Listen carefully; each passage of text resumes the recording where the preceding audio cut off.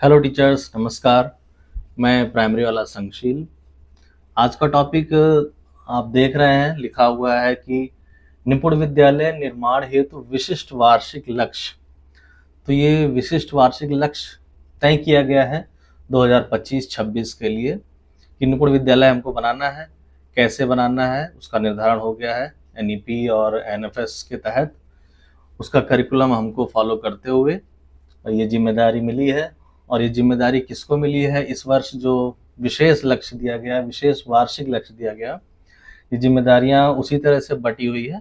बस एक थोड़ा सा अंतर यह है कि विद्यालय जो निपुण होना है वो तो बीओ साहब को उनको एक विद्यालय लेना है गोद, और जो उनके बीआरसी प्रांगण में होगा या बीआरसी के सबसे निकटतम जो विद्यालय होगा उसको निपुण बनाना है। तो ये चुनौती मिली हुई है हमारे बीओ साहब को, खंड शिक्षा अधिकारी को। दूसरा, डाइट मेंटर, जहाँ पर इनका आवंटित जो भी ब्लॉक है, जो विकास खंड है, वहाँ पर इनको विद्यालय को निपुण बनाना है, कोई एक चयनित करना है। हमारे एसआरजी महोदय जो उनका मूल विद्यालय है उसको बनाना है निपुण।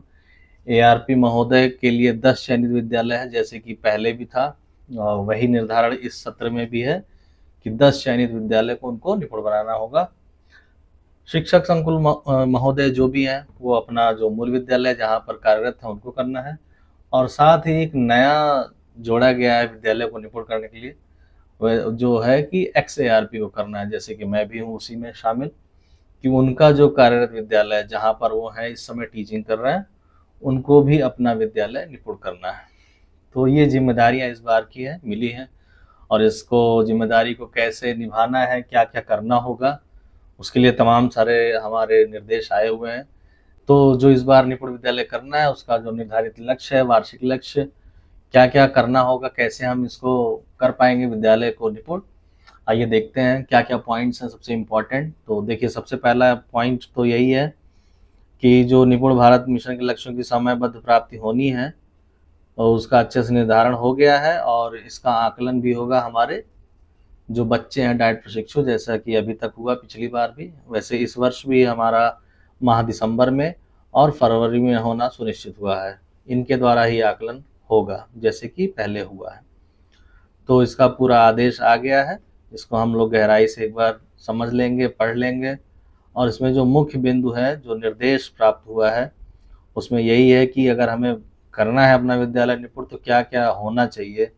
जैसे कि उपस्थिति है, ज़्यादा से ज़्यादा नामांकन करके 80% उपस्थिति हो बच्चों की विद्यालय में।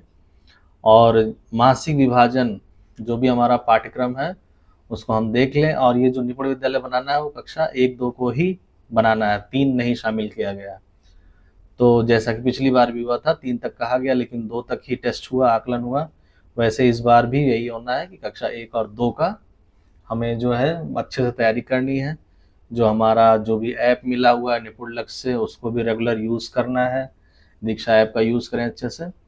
तो इसमें क्या है कि जो प्रभावी शिक्षण करने हैं हमको, उसके लिए प्रिंट सामग्री, TLM, कार्यपुस्तिका, संदर्शिका, प्रभावी कक्षा शिक्षण में इसको शामिल कर लें हम लोग। और विषयवार पाठ्यक्रम जो भी है, माहवार विषयवार, इसको भी पूरा करना हम लोग सुनिश्चित करेंगे। और समय समय पर हम लोग को जो शिक्षक प्रशिक्षण होना है डाइट स्तर पे वो तो होता ही रहेगा।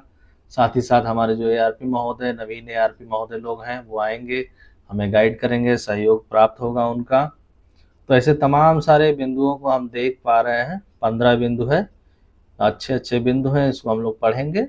और पूरे वर्ष भर जो वार्षिक कार्य योजना बनाना है रजिस्टर में बना करके, और कोशिश करेंगे, प्रयास करेंगे कि उसको अच्छे से हम अपने विद्यालय में लागू कर ले जाए।